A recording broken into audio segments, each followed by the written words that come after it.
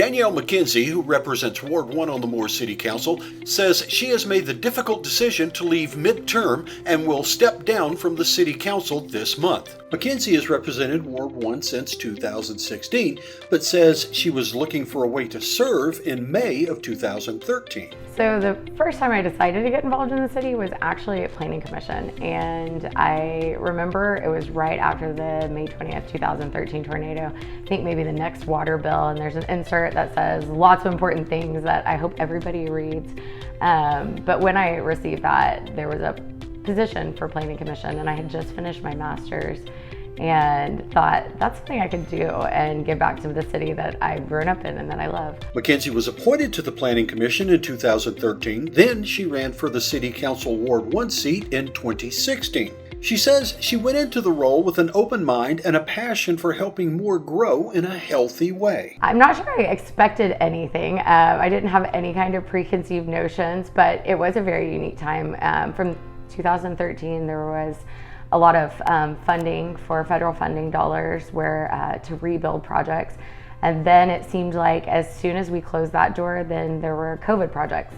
And so while I wasn't expecting anything, there was a lot of growth and revitalizations of areas that were really hit hard on how to build the city and how to improve from here on. She's proud of the city and all the positive changes that have taken place over the past 10 years.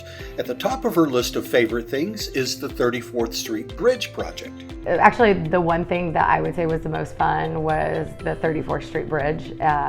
While it doesn't solve all the problems, it's a huge benefit to the 19th Street traffic, and designing that and going through that process and just being part of the core team, that was probably the most fun I had. The hardest part of the role of City Councilwoman for McKenzie, struggling to make good decisions that impact so many more residents. Rezoning of areas that people loved with things that made sense for the city, but that maybe neighbors didn't want to see. So I know there were some rezonings of communities into residential communities. I think there were days that I would be on the phone for 2 hours every night for a month at a time when one of those decisions comes up, and it really does take a ton of your time. And it's not something that I take lightly, the decision that I don't think anyone takes it lightly.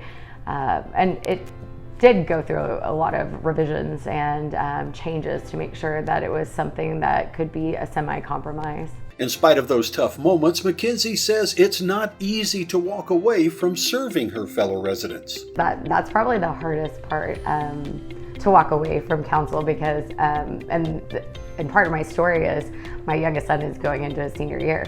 So I want to transition to being able to give back in a different way.